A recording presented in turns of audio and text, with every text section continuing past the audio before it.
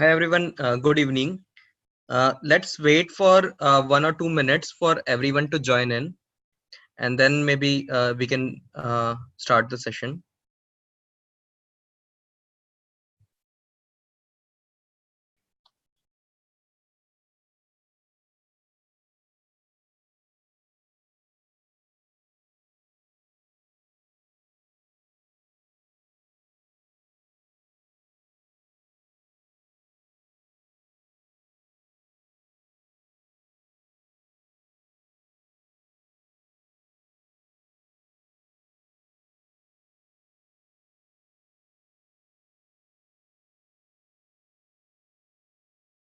Hello, can you hear me?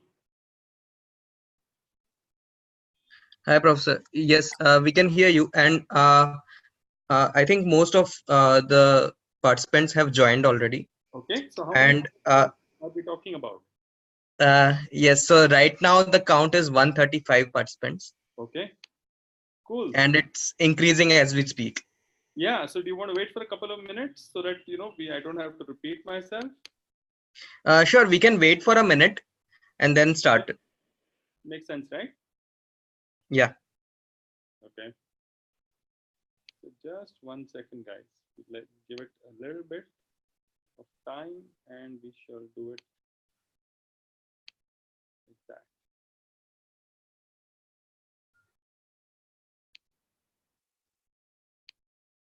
Can you guys hear me okay?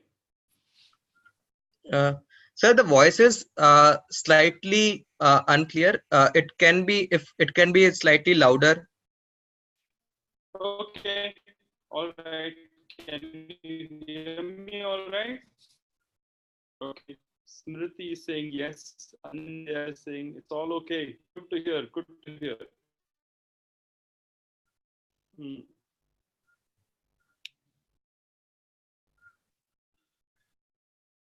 No? Okay, professor's voice is unclear, it says. Can you give me a second? Let me just try to switch from one network to the other. Hold on.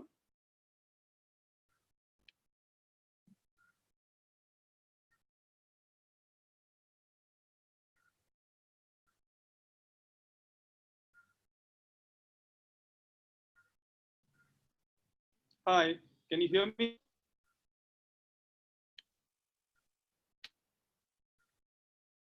Can you hear me now? I'm certainly not shivering. Can hear you loud and clear. Excellent. Good. All right. Thank God for that. Okay. So,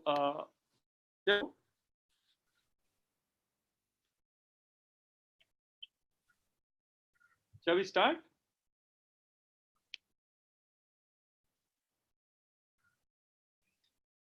Yeah, I think the attendees count is stable now, so we can start.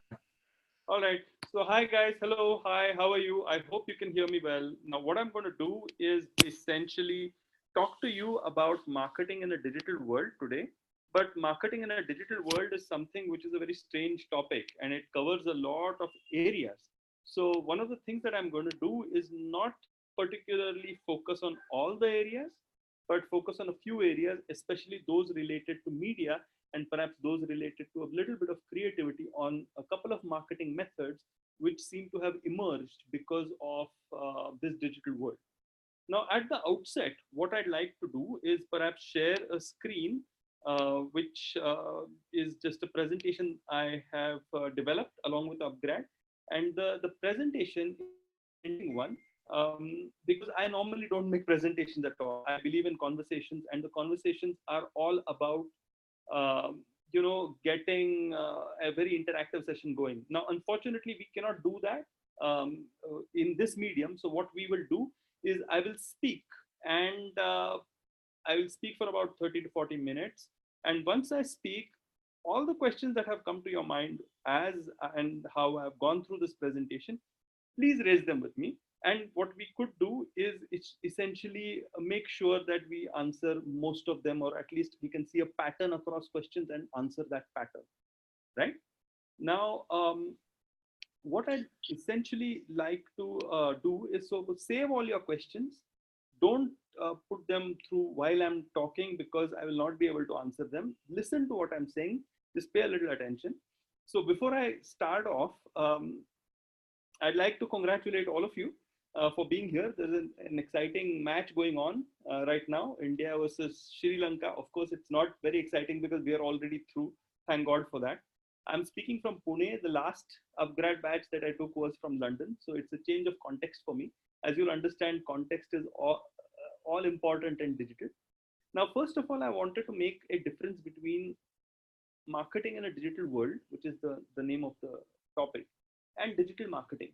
So now what you're learning mainly in upgrad are both of these things. And essentially when you're learning something like search engine optimization or social media and content marketing or Google AdWords or so on and so forth, what you're learning is digital marketing, right? So Sorry, marketing. sir, sorry to pause for a bit. Your audio is slightly muted. So if you could bring the laptop closer to you, I think that would solve the problem. Okay, is this working? Is this working? Hi. Yeah, this is actually much better now. Okay. All right. So we shall continue. I don't know how much of it you heard, but I will repeat myself. Essentially, marketing in a digital world is different from digital marketing. And I think it's very important for all upgrad learners to get the difference. Essentially, if you look at digital marketing, it means SEO, SEM, Google AdWords, etc. And those are very important. But more than that, what's also important is to recognize that we actually are living in a digital world today. And because we are living in a digital world, it actually means that the way in which consumers are have changed. And because the way in which consumers are have changed, that also means that the way in which marketing is changed. And because marketing has changed, the way in which business has developed has also changed. So it has deep ramifications, this digital world, and marketing has remarkably changed. Like, for example, we have not heard of terms like growth hacking and engagement of users, or so on and so forth, so in such degrees that we hear now. And it might be a worthwhile thing for you to have a strategic approach towards marketing in a digital world, which is a good add-on to all the other stuff that you're learning from us guys, which is about the Google AdWords and SEO and SEM and integrated digital campaign planning and the rest of it. Because this is more like a strategic session which will allow you to have an approach. So having said that, what I want to do is focus on how the consumer has changed first. So the way in which the consumer has changed, and I'm just going to flip the slide now. What is the changing consumer and what is her impact on today's world? Now, the way in which consumer has changed is reflected directly on the media, right? So this is the first concept that I'd like to give you. Media reflects society, and the way in which people have started actually viewing media or consuming media has changed, and therefore we can easily conclude that the consumer has also changed dramatically. So there are a few things that I'd like to talk about how viewing habits have changed. Now, I spend half of my time in the UK and half of my time in India. And about, let's say, 8 months back, my family made a complete shift from seeing cable and satellite first to moving to Netflix and Amazon Prime. So our first port of call then automatically became Stranger Things on Netflix or something else on Amazon Prime, rather than is trying to see something on cable and satellite TV. So we literally cut the cord about 8 months back. And funnily enough, I've seen the same kind of behavior in certain kinds of societal elements, even in India. And that has made me feel that it is a huge paradigm shift that we are observing right now. People are moving from, a very different place and a different format to this new format wherein OTT channels have become all important. Now, not just viewing habits, but also content development has changed. Now, content development was earlier a different thing. It was completely developed by the producer, shown to the consumer, and subsidized by advertising. Today, it is no longer the case. Today, the whole thing has flipped and newer content has found its way to the marketplace and is consumed by the viewer, because this sort of situation never existed before. So we now are in a situation wherein we are talking about a very new consumer, and to address this new consumer, what does marketing really have to do? And what does marketing actually, how does it marketing change its ways? So this is where we are at. As you can see, people are watching people playing golf is the cartoon over here, but we actually know that some of this is already happening to such a large scale, wherein people are watching YouTubers are watching video gamers play games. Now that's a very interesting thing. It's sometimes more interesting or even as interesting as a live cricket match, maybe something that does not have in India, of course, but still it is probably as strong an emotion that is being connected to on social media. So that's a very interesting sort of development. Let me go on to the next slide and talk to you about, we keep talking about a lot of things, and I keep hearing across wherever I teach or train people. But what about the short attention span, Professor? What do we do about the short attention span? And I wanted to talk to you a little bit about what my considered opinion is about short attention spans. It's a very weird situation that we are in. When I joined the industry about, let's say, more than 20 years back, yes, I'm that old. What happened was that I joined Sony Entertainment. That was my first job off campus. I'm from Micah's first batch. So right off campus, I joined Sony Entertainment Television. And at that point in time, there was a concept called appointment television. Appointment television was very interesting. It was as if you made an appointment with horror on Thursdays and romance on Fridays and something else on Saturdays. Now that has moved to almost live streaming of content. The Joe Rogan podcast, for instance, the world's most popular podcast probably, is live streaming, and it has so many different topics and situations and guests all across the spectrum who keep talking about for 3 hours or 4 hours, and it's a very interesting sort of situation which gets millions and millions of views. So actually the consumer has changed quite a bit, to be honest, just because the means of production have changed and technology has changed. So technology and the means of production having changed have enabled the consumer to consume content in a slightly different way. Now, my favorite thing, reduced attention span and increased choice, I'll leave to the last because that is a very important point. But let me talk about the third point first. That is social content, social consumption of content. Now, what's happening right now on Facebook? On your timeline, you'll at least find somebody who's saying, "Hey, Stranger Things is on," and the rest of it. About a couple of months back, Game of Thrones was on. Now that actually is social consumption of content, which means that people are discussing and talking about content in social media, and that is having a deep impact on the way in which people are consuming content. And people are showing off about the fact that they have an opinion about that content, and they're sharing it with people, society, through Facebook or through Twitter or whatever. Now, this is a significant change because what we have come to realize is that content is not just content. Content is actually a sort of aspiration that people connect to. And let me explain this a little more. Content becomes aspiration when people connect to that content and start talking about it in such a way that they feel validated a lot when they say that the Game of Thrones last season was terrible and it shouldn't have ever been made, and they went ahead of the books and that was the problem. So when you have a considered opinion like this, you are setting yourself as an opinion maker in society, and content is actually helping us do that. And now there are so many choices of content, and people have the ability to actually talk about content in nuanced ways on social media. So social consumption of content makes it aspirational, and therefore no person who is going to actually create that content can, stay away from it. And brands can't stay away from it because brands also want to be included in the conversation. Earlier, brands only wanted to be included in conversations that revolved around maybe cricket or some major event.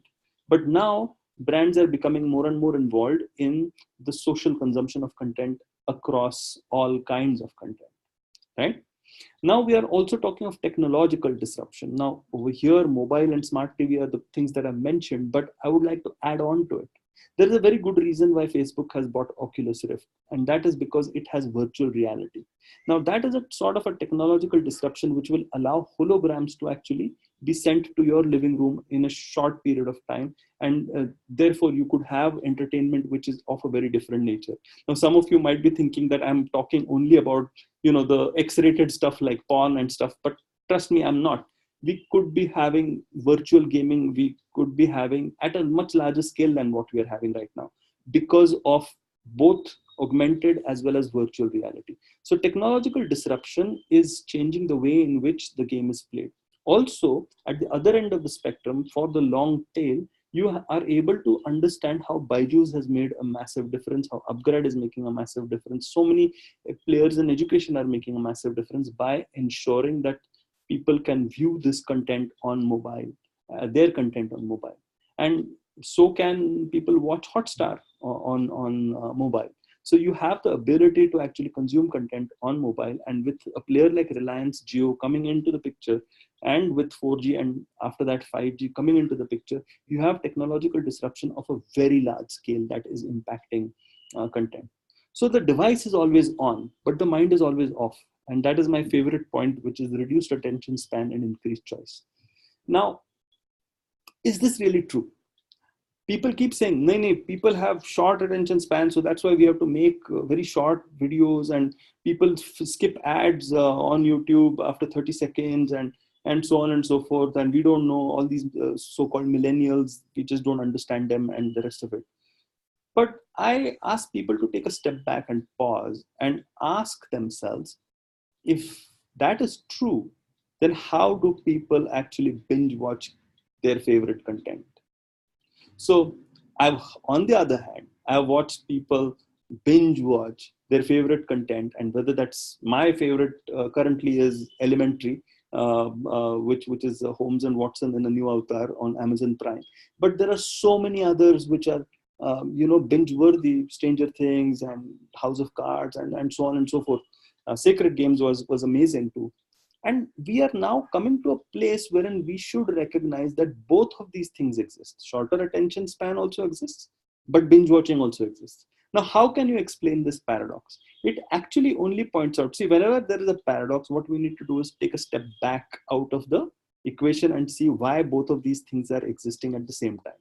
So the reason why both of these things exist is because of a very simple factor, that the means of production have been democratized. So which actually means that the consumer is strong in making their choices, which actually means that they not only get bored quicker, but when they like something also much deeper and stronger, and they get more involved in it because they can watch it. Earlier, you had to wait. So actually, you have a shorter attention span and also a longer attention span. It just depends upon the quality of your content. And if you are going to end up making a certain kind of content, which I'll allude to when we go ahead in this presentation, then you are always going to lose. So don't just keep talking of short attention spans. You have both of them, and both smart marketers need to address both of these factors. So now we have come to a place wherein we have kind of understood, acha, so these are all the changes that are happening when the consumer is consuming media like that. Are there any more? So here we go. What we shall do now is look at this particular slide. Now this slide is about what I call Sarabhai versus Superwoman. Now what does that mean? It means that the old television channels and the way they are have really not got the game. What has happened is that they have not created exclusive content for OTT channels. What they have done is that they have just redistributed their existing channels in terms of trailers and the rest of it. And now things are changing slightly, but still not fast enough. So there are a few like Hotstar coming from India. Hotstar is there, and obviously Netflix and Amazon Prime are way ahead of the game. But very few of the Indian channels have made that leap into creating content for the new kind of consumer that we are talking about, because they're still stuck in the old paradigm. The old paradigm is the non-digital world wherein I was the boss, I was creating the content, and you had to consume it whether you like it or not. So Sarabhai, which is Sarabhai versus Sarabhai, was an excellent program, still remains an excellent program. But if you just redistribute it over, OTT channels, it is not going to work as much as a YouTuber like, say, Superwoman. Maybe Superwoman is still slightly dated. You can talk of PewDiePie, or you can talk of any other YouTube star of your choice, or you can talk of Joe Rogan, who's running this podcast. But essentially, exclusivity of content, which is the original voice of the creator, rather than just those Saas Bahu serials, where there are slow motions from each and every angle. So the consumer is changing. Now, does that mean that every consumer is changing? Not really. But the consumer is changing. We shall just hold on to all of your questions. Perhaps some of them will be answered in the next slide.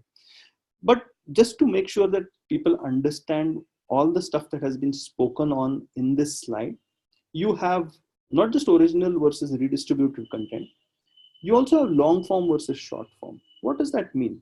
It actually means that long form content, like a Joe Rogan podcast, it's like 3 hours, man, and people watch it for 3 hours. What's going on there?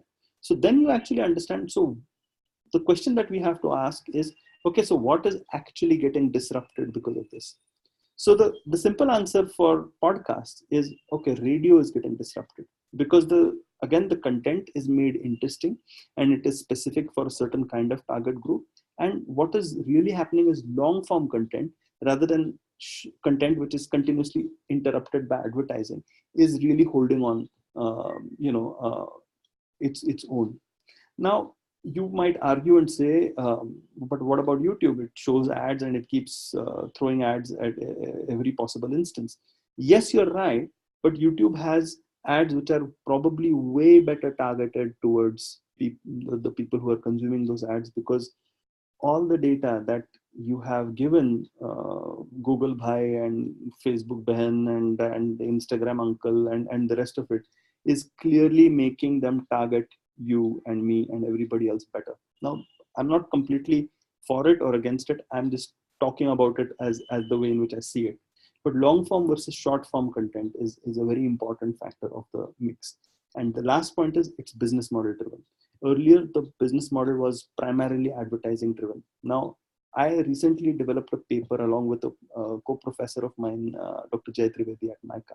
And what happened was we were trying to understand which ad do people prefer more, the non-skippable 6-second ad, the bumper ad, or the 5-second skippable ad, which runs on for 30 seconds in case you need it.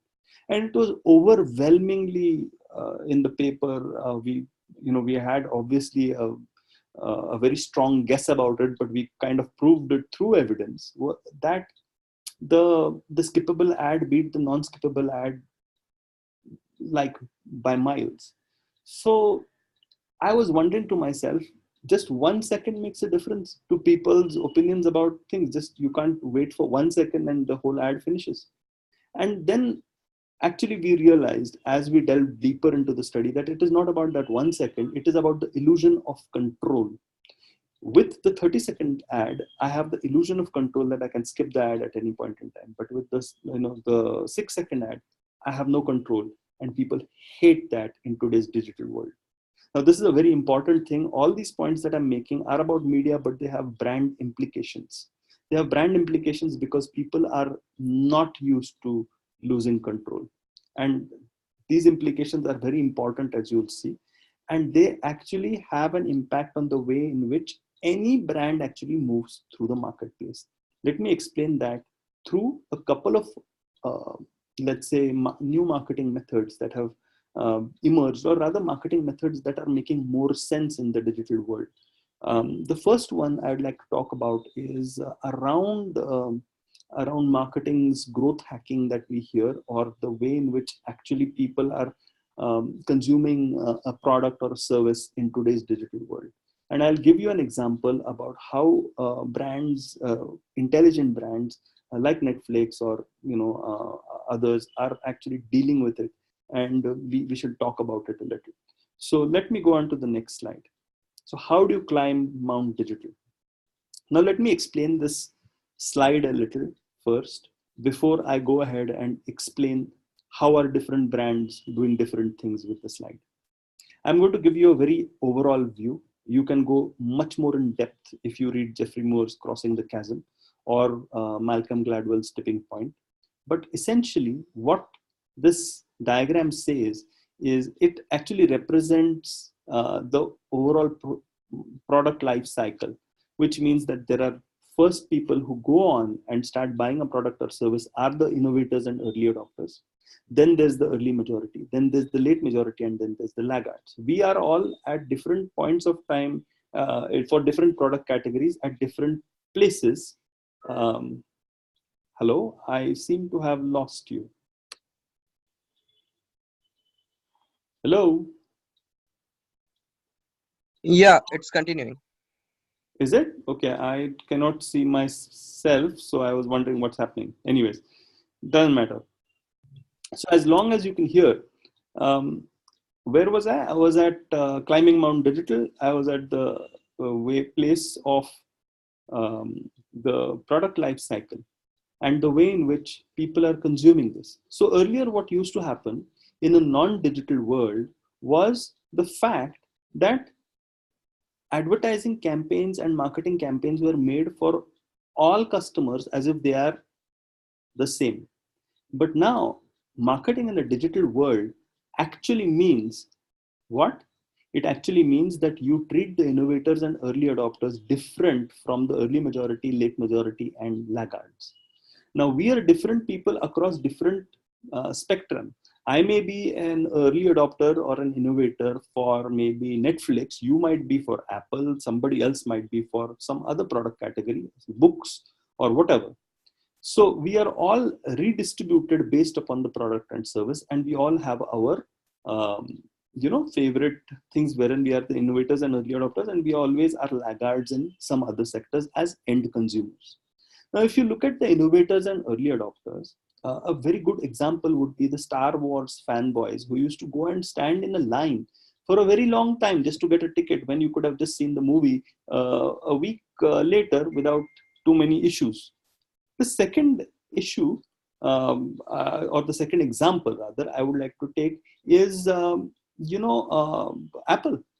Apple fanboys have, not now maybe, but earlier in its heyday when Steve Jobs was alive and the rest of it, used to just go for these iPhones and just to have these long queues just waiting for the latest iPhone or the latest MacBook Pro or whatever, and make a beeline for it. And the reason why these innovators and early adopters do this is because they actually see the product as an extension of their own identity.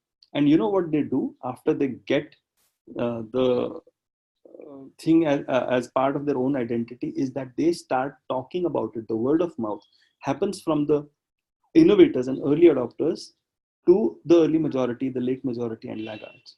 So for any smart brand playing in today's digital world, what we need to understand is we need to, if we are especially launching a brand or anything of that sort, we need to focus on the innovators and the early adopters and make sure that they are convinced and they love our product and service and enable them to become our brand ambassadors in today's digital world. Now that is one way of doing it. So that is called crossing the chasm, by the way. By the way, this chasm that you're seeing actually should be between early adopters and early majority. Apologies for that. It should not be between innovators and early adopters. It should actually be between early adopters and early majority, because it is the innovators and early adopters that move the early majority into action. So why is the early majority and late majority different from early adopters and innovators? Well, you only have to ask yourselves as customers.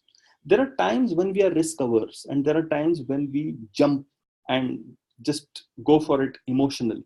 So actually we are using different parts of our head when we are innovators and early adopters, and we are using different parts of our head when we are early majority and late majority. Typically, innovators and early adopters are much more emotional and intuitive, and pick up a product based upon that sort of energy and that sort of neural networks in their brain. But the early majority and late majority are people who would like somebody else to go and see Gully Boy or something, and then they'll say, "Acha hai kya? Acha," then we will go and see the film. Okay, so that is how the product life cycle works. Now, should a smart brand actually always try to cross this chasm? Not really. Some brands stay right in only innovators and early adopters. I'll give you an example for this. These are called niche products. And if you look at Harley Davidson, that is the most perfect example for something like this to happen. Yeah. Now, when you look at Harley Davidson, they say, forget the early majority, forget the late majority. What we want to do is we want to make sure that the innovators and early adopters are really taken care of, because they are our business. Now, here's an interesting variant of the same. You have Apple and you have Netflix. Now, Apple has crossed the chasm, okay? But Netflix, for a long time, was not trying to cross the chasm. It is trying to do that right now. But earlier, what it did was that it just focused on going across geographies.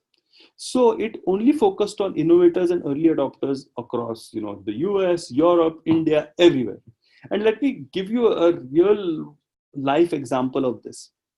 In all of my classes, I use Netflix examples. And so whether I'm teaching at Michigan State University, or whether I'm teaching in London, or whether I'm teaching in various institutes in India, and if I start a Netflix conversation, the conversations are absolutely similar. People have the same kind of reactions to favorite serials and the rest of it. It is as if they are the same, except obviously for their attire, or maybe their accents, or maybe the way in which they are in classrooms in terms of body language. That can be different. But what they're saying about House of Cards or Stranger Things or whatever it is pretty much the same. So we have now connected across geographical boundaries because of the digital world, and we have now identified similar patterns that exist with a certain kind of demographic in India, which is very similar to a certain kind of demographic in Europe, as well as America and the rest of it. So that's a very, very big difference in the way in which the game is played today than what it was earlier on.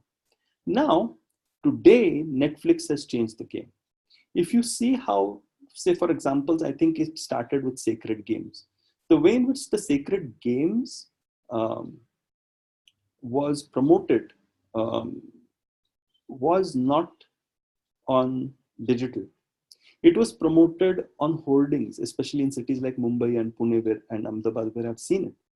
Now, the reason why it was trying to do that was because it was trying to grow the category rather than remain in the category. They were trying to create non-customers into customers. So if you look at the whole Sacred Games style of advertising, it was made as if it was like a movie poster. It didn't come across like a Netflix thing to somebody who was an innovator and early adopter, because they were going for the early majority. Now think of the consumer journey for a non-customer of Netflix looking at Sacred Games. He is a 45-year-old. Maybe if you guys are young enough, he is your father or he is your uncle who's still not on Netflix. Okay. And he is caught in a traffic jam in Mumbai. He sees a hoarding which talks of Saif Ali Khan, who he can connect to, Nawazuddin Siddiqui, who he can connect to. He says, "Ye movie kidhar hai? Where is this movie?" And then he suddenly realizes, oh, okay, so this movie is on something called Netflix. Acha, yeah, I've heard my son say this, or I've heard my nephew say this. So what is this about? And so then he goes on to his smartphone and he checks for Netflix and he sees Sacred Games again. And he says, oh, wow, so this is what it is. I must ask my son how to get a Netflix connection on my laptop because I want to see it. And maybe my wife wants to see it or whatever. So then that sort of consumer journey wherein you have a physical world element and a non-physical, which is a digital element, as part of the same consumer journey based upon, hoardings and digital all coming together is a reality in today's digital world, which also has physical components. Now, mind you, Netflix did not put this thing in put this advertising in magazines, nor did it put it in the radio.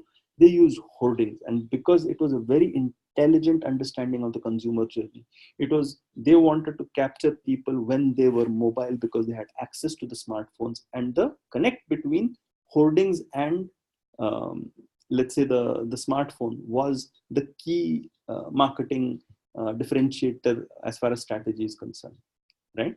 So this is a way in which you can look at non-customers. But how do you really look at non-customers, and how do you make sure that non-customers become your customers? For that, you actually have to change the business model. Now, let's go beyond media a little. So let's look at Airbnb, okay? Let's look at Uber. Let's look at all these new business models. What's the common thing that we see? The common thing that we actually see in all of these things is that they have done something brilliant. They have, for example, Airbnb has eliminated the need for a middleman travel agent sort of fellow. They have reduced the requirement. They've reduced the whole requirement of booking a hotel way in advance and paying a premium and the rest of it. What they've also done is that they have raised the standard of the customer experience, because it's not a standard hotel that you're going to. You're going to a completely different immersive cultural experience. They have created a new kind of customer who could never go to Europe and enjoy herself or himself with the kind of prices that actually were there. So they've earlier on with hotels. So they have actually created a completely new category of customers. Now let me talk of another non-digital example, which is the Cirque du Soleil. The Cirque du Soleil is a new kind of circus which started because of the fact that circuses were doing really badly, maybe in the late 90s and early 2000s. The reason why they were doing badly was because animal rights activists were after them, because people were against the cruelty of animals, which used to happen in circuses. The seating was terrible. It used to smell. It was bad. There were very bad entertainment options, very bad food options, as well as the younger kids and all of that. They were going more towards video games and digital entertainment.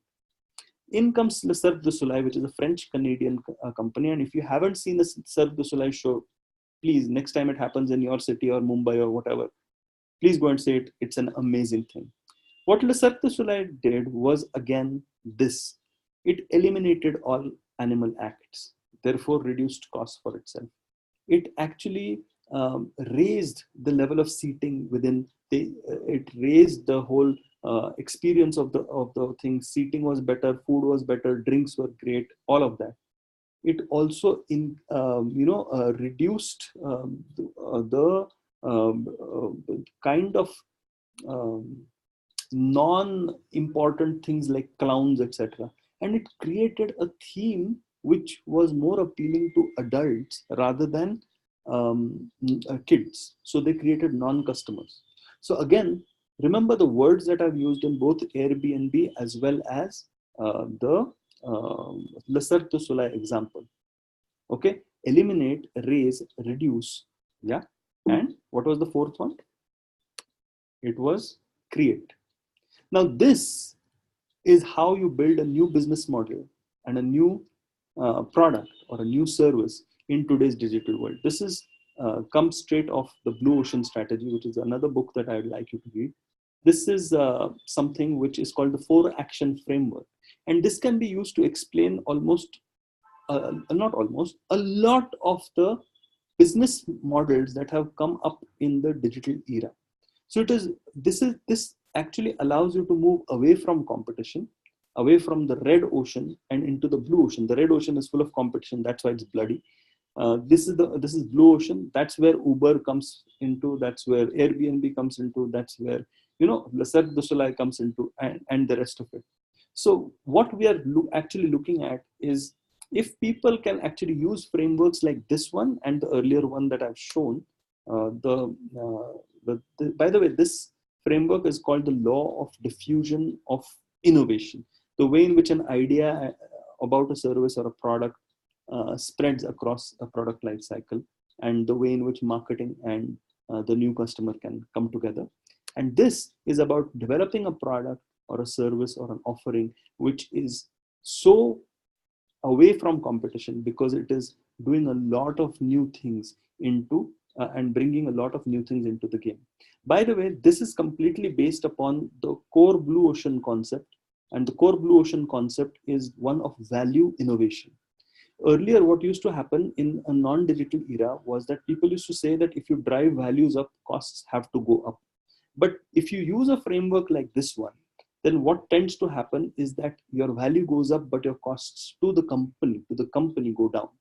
So if you look at, if I've eliminated middleman for the Cirque du Soleil, or if I've eliminated the animal acts for the Cirque du Soleil, sorry, it actually means that I've reduced costs for the company. But at the same time, I've raised the standard of seating. So I've invested back again, but not to the same extent. I've reduced the focus on clowns, which means I've gotten rid of a few clown acts. So again, costs have been reduced, but I've created a new theme and I've invested in the production design and the rest of it. And I've invested in the advertising or the marketing of it.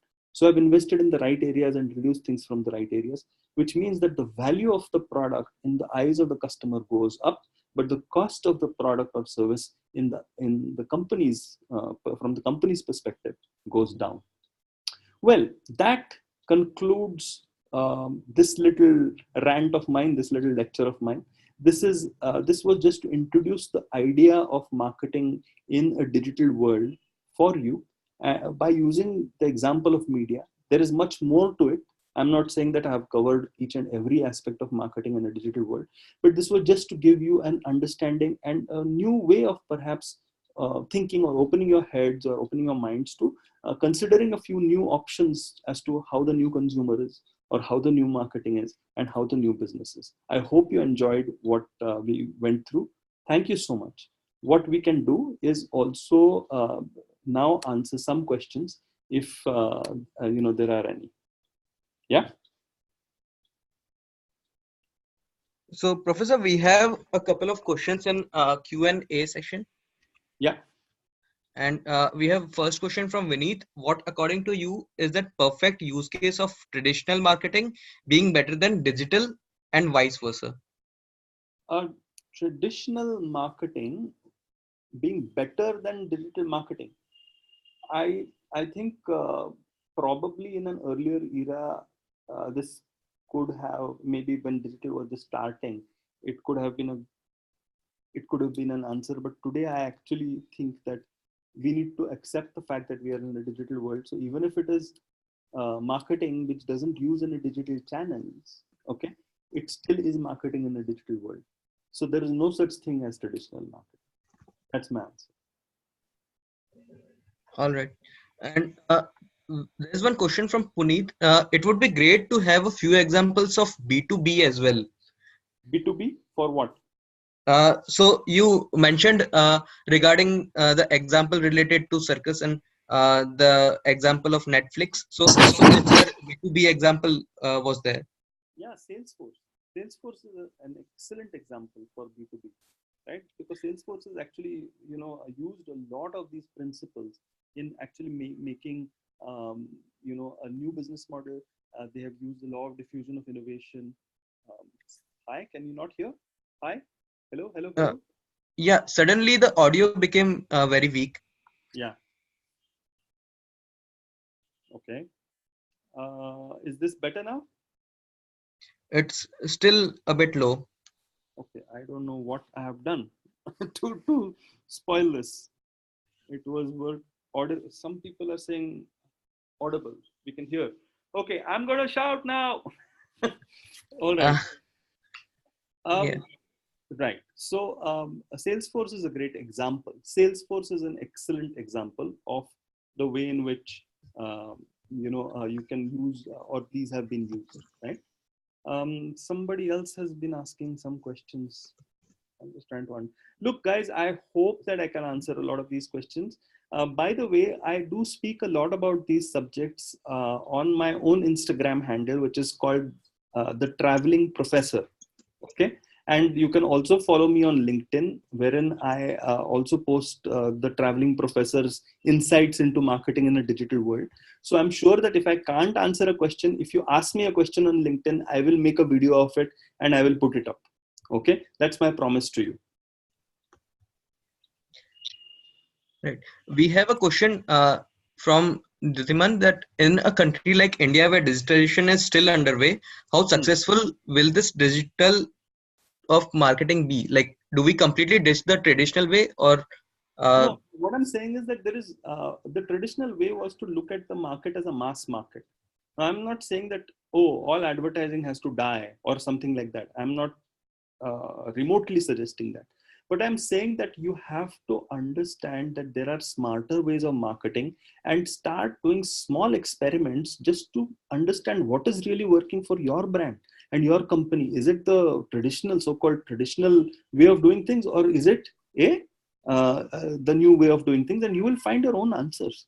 What I will certainly say is that anybody who's asking this question needs to understand how deeply the consumer has changed in the past 10 to 15 years.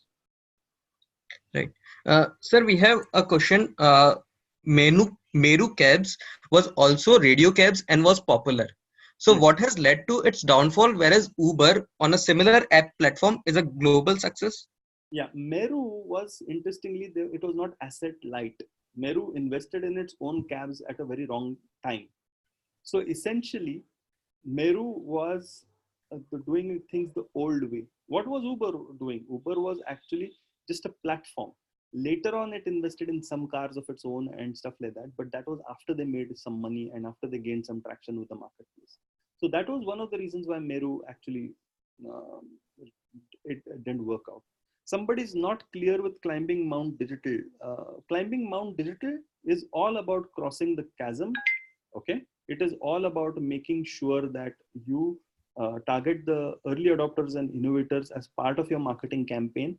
You can call it your growth strategy or your growth hack or growth strategy. You have to understand that all consumers are not equal. There are some consumers who form the product and service as part of their identity. You have to identify them and make them your brand ambassadors and make sure that they start speaking to the rest of the market. And through social media and through traditional means of word of mouth. Now, that is one way of climbing Mount Digital. The second, or when I say Mount Digital, it means succeeding in the digital world. The second way of doing it is just focusing on the early adopters and innovators and making sure that you go across geographies and boundaries and saturate the world's markets of innovators and early adopters before you move on to the early majority. I hope that I have answered your question. Srishti. Yeah. Okay. Sir, we have another question. What about core marketing principles? Is that going to be used when consumer products are not very digital when compared with online businesses? That's the point that I'm trying to make. Your product may not be digital, but it exists in a digital world.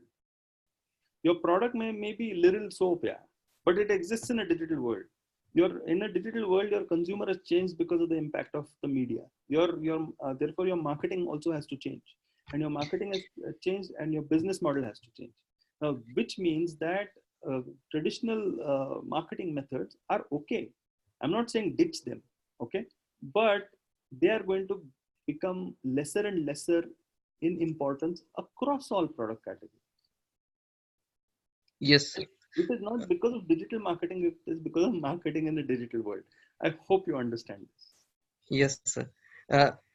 Sir, we have another question. Could you please give a few examples on IT services based companies where they want to showcase their services via digital? Okay, see, it is going to be very difficult for me to take it sector by sector by sector, but IT services companies, let's take Infosys and Wipro and compare it with, say, let's say Cognizant. Okay, so if I look at Cognizant vis-a-vis an Infosys or a TCS, I would say Cognizant is way better on the ball as far as understanding the digital consumer is concerned, even though they are a challenger to Infosys and Wipro. Infosys and Wipro are still on the side wherein they are trying to go about things in a traditional way without really understanding who the influencers and early adopters are. See, IT services is basically a B2B game, right? So essentially a B2B game, the question was, have you seen the law of diffusion of innovation work in a B2B game? What I would like to say to all of you who are asking this question is eventually people are people and people are consumers. So the person who's making the decision, the CMO or the head of HR who's making the decision of going with Infosys over Cognizant or whatever, whichever way, is also making a difference because he or she has been influenced, okay, by some influencer and early adopter who is saying, go for this. Okay, so there are many methods of doing it in the B2B way. Please read Crossing the Chasm by, please read Crossing the Chasm. Can anybody hear me? Is there a problem? Yes, sir, you're clear at this end. Okay. So please read Crossing the Chasm by Jeffrey Moore. In fact, Crossing the Chasm by Jeffrey Moore is all about B2B. So you will love reading that book. So my recommendation for everybody who's asking B2B questions, please read Crossing the Chasm. Right. Sir, we have a question. Could an app carve a new market out of YouTube or Instagram, or is it a lost battle already? I think that the world keeps surprising us and changing. Now, we really didn't know about the way in which WhatsApp and Instagram would be challenging Facebook. Of course, Facebook bought them to deal with competition. So we should not be making any definitive statements about Instagram or YouTube or anything of that sort. There is always, see, we talked of virtual reality and augmented reality. What if some new hologram based service comes into play and suddenly takes over from YouTube, which doesn't have that technological disruption in its corner? So I would say that please keep your mind open. Yes, right now YouTube rules the roost and Instagram rules the roost. That's why I'm on Instagram rather than anywhere else. Can anyone ping that name of the book of B2B? Crossing the Chasm, Jeffrey Moore. Yes, sir. So there's another question. How is the impact of AI on digital marketing? Like, how can that be connected, and is the impact good or bad? No, I'm actually writing a paper on the chatbots. Okay, so I'm trying to understand whether chatbots eventually is AI, by the way. All right. So chatbots. So what we think of AI is like this high funda concept, but actually it is already in play. Understanding you as a consumer and feeding you the kind of information that you need to be fed so that your brain starts thinking in a particular different way. It is nudged in particular ways and it is primed in particular ways. This is something called customer experience design, something that you need to be aware of. And it is something which can make a massive difference. AI is already into the game because it has converted each and every consumer into an algorithm. And that algorithm is something which is playing itself out. So that's my answer to that. Amazon Prime and Netflix have segmented the market as per target audience strategy, or is it their global policy? I don't understand how to answer this question because a global policy is made by a marketing or business strategy. So it's the same. If an SME in B2B sector is moving towards digital marketing, where should it start to see what works and what doesn't? Okay. Identify your early adopters and innovators and make sure that they are happy. My answer to you. Yeah. Sir, we have a question. Does Netflix make revenues other than subscriptions as they don't allow any advertisement? Netflix is completely subscription based. They have sacrificed all other revenue streams for now. By the way, Netflix is technology agnostic. It started in the DVD game, then it started downloads, then it went into live streaming. So it has been a business value first and not technology first company. Right. Sir, we have a question which talks about your earlier example related to YouTube ads, the 6-second ads that cannot be skipped. And YouTube gives an option of YouTube Premium that allows the user to skip all the ads. So Yeah. is that, do you think it's a clever marketing approach, or is that taking advantage of the consumer's dilemma? No, it's not a marketing, it's a business model. It's called freemium. So what you're looking at is a freemium business model, wherein there is a free part of a service and a mium part of the service, which is the premium part of the service. And they've said, okay, you want to avoid advertising, pay us money. So you're become a Netflix then. Okay, your first example of consumption of content, there is still remains to be a challenge on which content should be shown first, because of various choices of content. So how do they resolve this challenge and bring in the best content? So there's definitely a choice. I did not understand this question. The question is a bit confusing. It's okay. Yeah. I'm sure that the question is there. Venkatesh, ask me this question over LinkedIn in a slightly better way. After you've thought this through, I'll try to answer it on Traveling Professor. Sir, we have a question. We have been learning of the concepts of STP, 7Ps.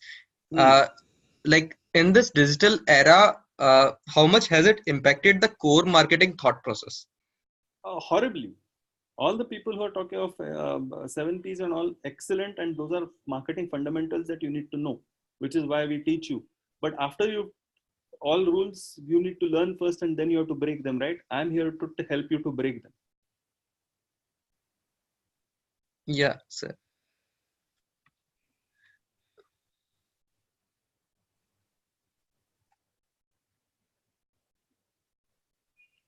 Okay, can we have the last couple of questions? Yes, sir, we have a question. Does content still have value than image or video marketing? Does TV ads have more reach among customers and content? In fact, Like, whoever has asked this question, I've actually talked about this in my IGTV video. Okay, and what I've said over there is it really worth putting out an ad on a Cricket World Cup match after India has lost a wicket, and you get pissed off with the brand, and you're in a bad mood, so you actually have negative feelings about the brand, right?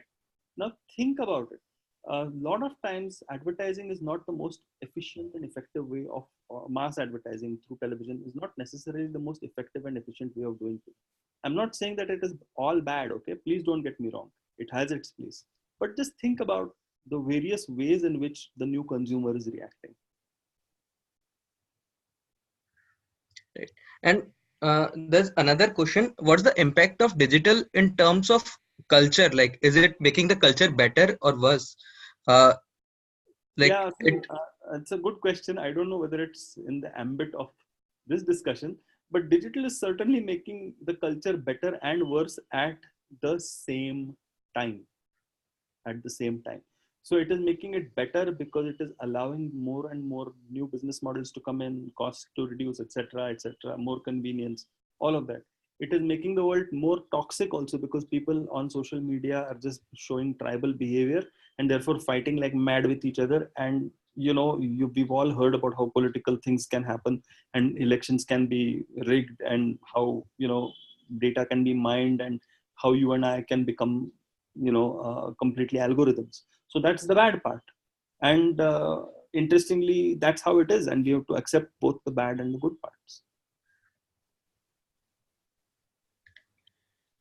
Okay, when we talk of marketing in a digital world, as India has evolved as developed nations, the early adopters and innovators are. The rest of us aren't. Okay, that's a very simple answer. How critical is 5G for this complete transition? It is critical. It is very critical because India has traditionally leapfrogged over existing technologies. Durgesh, what are your questions? Can you ask them on either Instagram or LinkedIn, and I will answer them. I will make a list of questions. I'll see a pattern and I will try to make a few videos around them. Does that work? sir, we have actually more than 50 questions, and I believe a lot of them you'd have to answer on different channels. On the Traveling Professor. Okay, no problem. I will do that. Yes. If you can just send me those questions, I will try to address a lot of these questions over the coming few weeks. My Instagram ID is The Traveling Professor. Can you hear me? Let me just. Yeah, at The Traveling Professor.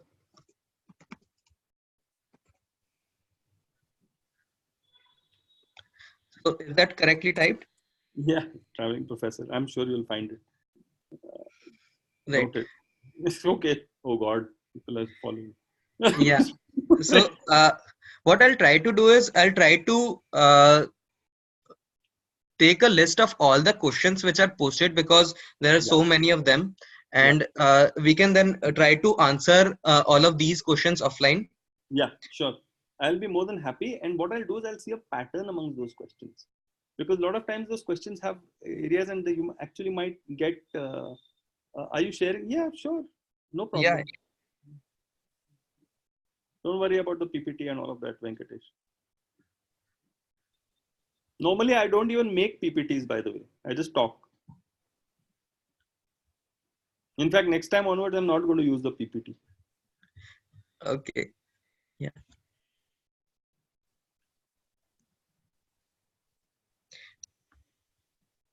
I agree, Nick. Nick at 3001.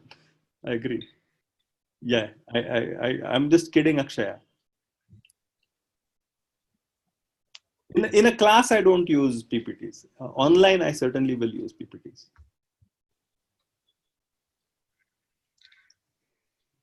Yeah, I will answer all these questions right now. I think we've ran out of time, and I have ran out Yeah. of steam just talking. So we are slightly short of time, Yeah. but we'll collate all the questions which are posted, and we'll try to answer all of them offline. Yes. My only thing is that I will try to answer all these questions by collating and combining, and I will answer them over the next a couple of weeks, 3 weeks, 4 weeks. I typically make 3 or 4 IGTV videos. Thank you so much, Janice. Music to my ears. Thank you, Harsha. Thank you, Sweeta. Online, we are like hungry birds. I'm an angry bird now. I'm hungry. Thank you. All right. So I'll just launch the feedback poll, Yeah. and I'll make sure that the voice sounds better next time. All right. Thank you. All right. thank you, sir. Thank you so much for giving your insightful details and opinions on this. And Yes. thank you so much for everyone to attend the session. And Yeah. Thank I you. hope it was. You missed a great final 10 overs. So thank you so much. I really appreciate it. Bye. Yeah, thanks.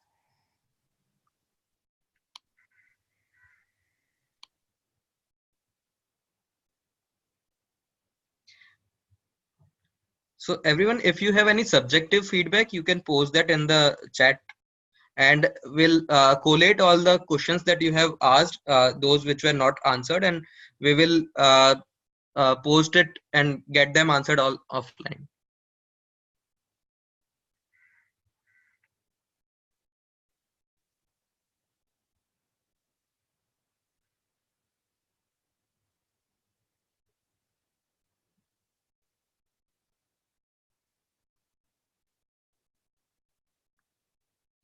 Okay, thank you, everyone. Have a great weekend.